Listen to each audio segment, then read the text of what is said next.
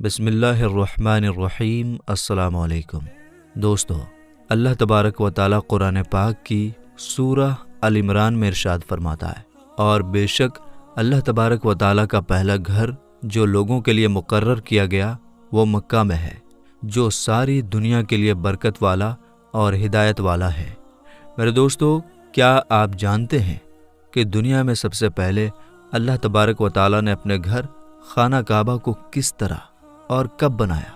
کیا یہ بات سچ ہے کہ اللہ تبارک و تعالیٰ نے خانہ کعبہ کو پیدا کیا؟ اور خانہ کعبہ کی تعمیر سب سے پہلے کس نے کی؟ یعنی خانہ کعبہ کو سب سے پہلے کس نے بنایا؟ اور خانہ کعبہ کا حج اور طواف کرنے والے سب سے پہلے کون لوگ تھے؟ اور ابھی جو کعبہ شریف ہے اس کو تعمیر یعنی بنائے ہوئے کتنے سو سال ہو گئے؟ اور خانہ کعبہ کو اب تک کتنی بار تعمیر کیا جا چکا ہے یعنی بنایا جا چکا ہے؟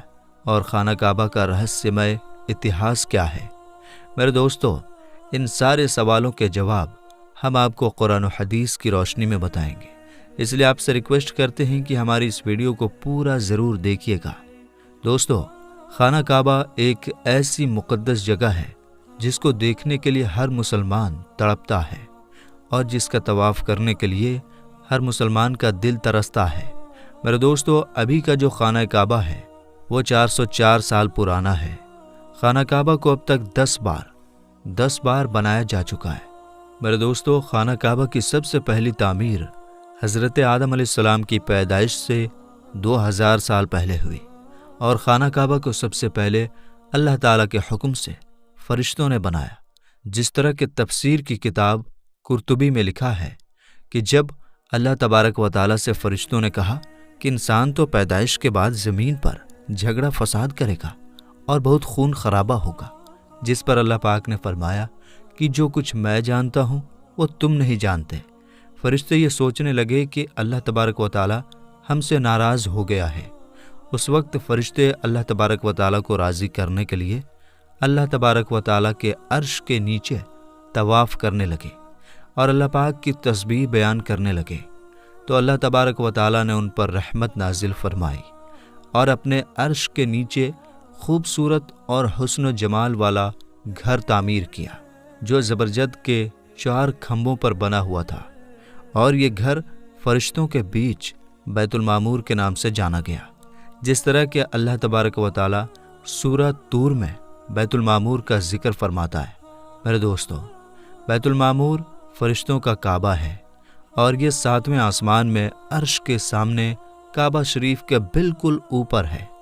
فرشتوں کے بیچ بیت المعمور کی ایسی اہمیت ہے جیسے زمین پر کعبہ شریف کی اہمیت ہے۔ یہ آسمان والوں کا قبلہ ہے، اور ہر روز 70,000 فرشتے اس کا طواف کرتے اور نماز کے لیے حاضری دیتے ہیں۔ جو فرشتہ ایک بار بیت المعمور میں طواف کر لیتا ہے یا نماز پڑھ لیتا ہے، اس کے بعد دوبارہ اس کو کبھی موقع نہیں ملتا، بلکہ ہر روز نئے 70,000 فرشتے بیت المعمور میں حاضری دیتے ہیں اور اللہ تبارک و تعالیٰ کی عبادت کرتے ہیں۔ بخاری اور مسلم شریف کی حدیث ہے کہ حضور پاک صلی اللہ تعالیٰ علیہ وسلم کو بھی بیت المعمور دکھایا گیا۔ میرے دوستو، سب سے پہلے اللہ تبارک و تعالیٰ نے فرشتوں کے لیے کعبہ بنایا، جس کو بیت المعمور کہا جاتا ہے۔ اس کے بعد اللہ تبارک و تعالیٰ نے فرشتوں کو حکم دیا کہ زمین پر بھی اس بیت المعمور کے جیسا میرا گھر بناؤ، تاکہ جس طرح فرشتے بیت المعمور کا طواف کرتے ہیں، اسی طرح زمین پر میرے بندے اس گھر کا طواف کریں اور میری عبادت کریں۔ چنانچہ فرشتوں نے اللہ تبارک و تعالیٰ کے حکم کی تعمیل کرتے ہوئے سب سے پہلے زمین پر بیت اللہ شریف یعنی کعبہ شریف کی تعمیر کی اور اس کا طواف شروع کیا، اور فرشتوں نے ہی سب سے پہلے خانہ کعبہ کا حج کیا۔ میرے دوستو، خانہ کعبہ کی دوسری تعمیر اس وقت ہوئی جب اللہ تبارک و تعالیٰ نے حضرت آدم علیہ السلام کو پیدا کرنے کے بعد زمین پر اتارا۔ اس طرح جب حضرت آدم علیہ السلام جنت سے زمین پر تشریف لائے تو حضرت آدم علیہ السلام نے اللہ تبارک و تعالیٰ کی بارگاہ میں عرض کی، یا رب العالمین، میں یہاں نہ تو ملائکہ کی تسبیح و تکبیر سن سکتا ہوں اور نہ ہی کوئی عبادت گاہ دیکھتا ہوں، جیسا کہ آسمان میں بیت المعمور کو دیکھا کرتا تھا، جس کے چاروں طرف فرشتے طواف کیا کرتے تھے۔ حضرت آدم علیہ السلام کی یہ فریاد سن کر اللہ تبارک و تعالیٰ نے حضرت آدم علیہ السلام سے فرمایا کہ جاؤ، جہاں پر ہم نشان بتائیں وہاں کعبہ بنا کر اس کے چاروں طرف طواف بھی کر لو اور اس کی طرف منہ کر کے نماز بھی ادا کرو۔ حضرت جبرائیل علیہ السلام کو اللہ تبارک و تعالیٰ نے حضرت آدم علیہ السلام کو گائیڈ کرنے کے لیے ان کے ساتھ بھیجا۔ چنانچہ حضرت جبرائیل علیہ السلام اللہ تبارک و تعالیٰ کے حکم پر حضرت آدم علیہ السلام کے ساتھ چل پڑے اور انہیں اس جگہ پر لائے جہاں سے زمین بنی تھی، یعنی جس جگہ سے سب سے پہلے زمین کی جھاگ پیدا ہوئی تھی، اور پھر وہی جھاگ پھیل کر پوری زمین بنی۔ اس جگہ پر حضرت جبرائیل علیہ السلام نے اپنے پر کو زمین پر مارا تو ساتوں زمین تک خانہ کعبہ کی بنیاد ڈال دی، جن بنیادوں کو فرشتوں نے 5 پہاڑوں کے پتھروں کی مدد سے بھرا اور ان بنیادوں پر چاروں طرف دیواریں کھڑی کر دی۔ ان 5 پہاڑوں میں کوہ لبنان، کوہ طور، کوہ جود ہیرا وغیرہ بھی شامل تھے۔ اس طرح جب دوسری بار بنایا جا رہا تھا تو حضرت جبرائیل علیہ السلام، حضرت آدم علیہ السلام اور حضرت اماں حوا رضی اللہ تعالی عنہا بھی شامل تھے۔ حضرت اماں حوا رضی اللہ تعالی عنہا مٹی اٹھا کر لاتی اور حضرت آدم علیہ السلام خانہ کعبہ کو بناتے جاتے۔ جب خانہ کعبہ کی تعمیر کا کام پورا ہو گیا تو پھر اللہ تبارک و تعالیٰ نے حضرت آدم علیہ السلام کو طواف کرنے کا حکم دیا اور ساتھ ہی فرمایا کہ آپ پہلے انسان ہیں اور یہ پہلا گھر ہے۔ پھر حضرت آدم علیہ السلام خانہ کعبہ کی طرف منہ کر کے نماز ادا کیا کرتے اور اللہ تبارک و تعالیٰ کی عبادت میں لگے رہتے۔ خانہ کعبہ کو تیسری بار کس نے بنایا؟ تو دوستو، آدم علیہ السلام کے بنانے کے بعد وقت کے ساتھ ساتھ خانہ کعبہ کی دیواریں بھی کمزور ہونے لگیں، تو حضرت آدم علیہ السلام کے بیٹے حضرت شیث علیہ السلام نے مٹی اور پتھر سے خانہ کعبہ کو تیسری بار بنایا، جبکہ کچھ مفسرین کا یہ کہنا ہے کہ حضرت شیث علیہ السلام نے صرف خانہ کعبہ کی مرمت کا کام کیا، اس کی تعمیر نہیں کی۔ میرے دوستو، اب بات کرتے ہیں خانہ کعبہ کو چوتھی بار کس نے بنایا؟ تو دوستو، خانہ کعبہ کو چوتھی بار اس وقت بنایا گیا جب اللہ تبارک و تعالیٰ نے حضرت نوح علیہ السلام کی قوم پر طوفان کا عذاب بھیجا۔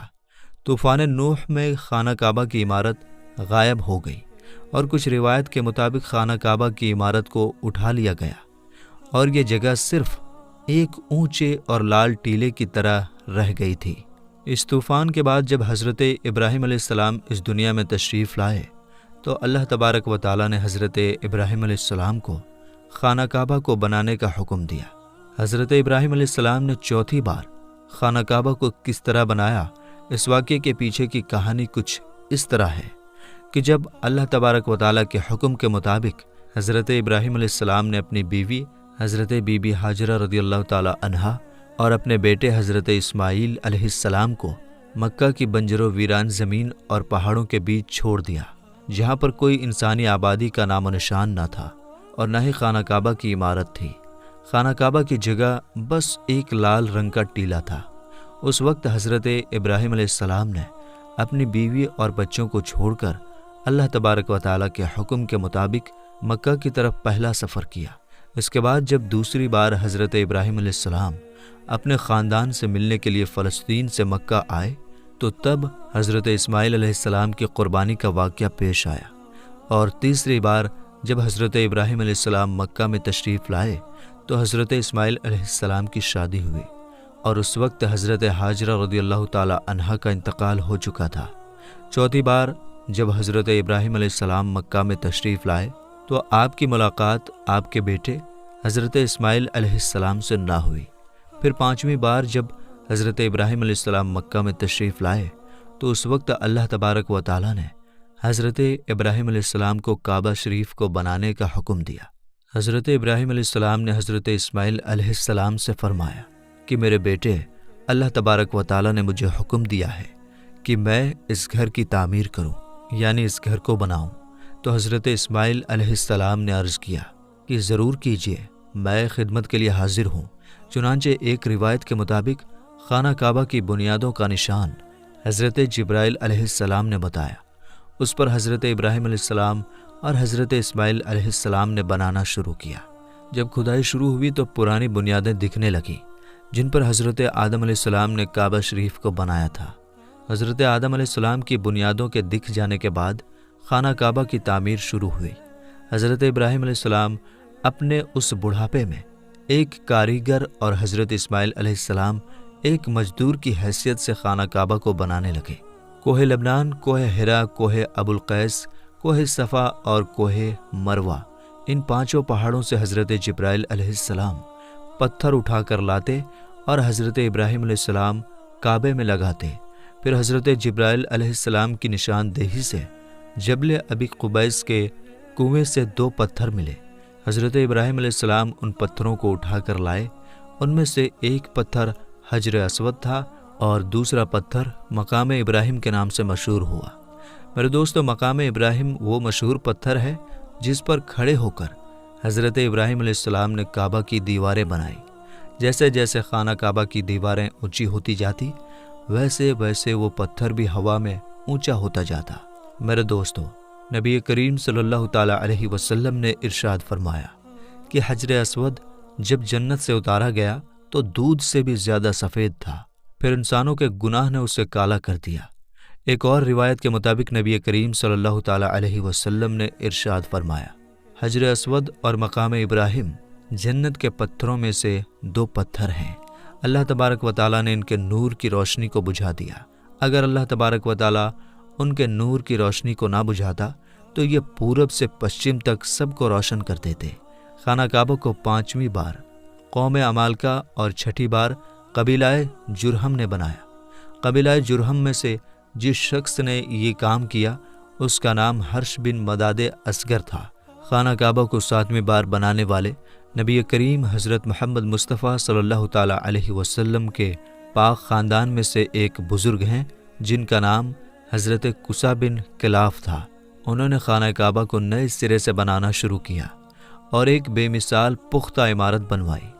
دوستو، خانہ کعبہ کو 8ویں بار بنانے کی ضرورت اس وقت پڑی جب قبیلہ قریش کی سرداری کے زمانے میں ایک زبردست سیلاب آیا جس سے خانہ کعبہ کی دیواریں بہت کمزور ہو گئیں۔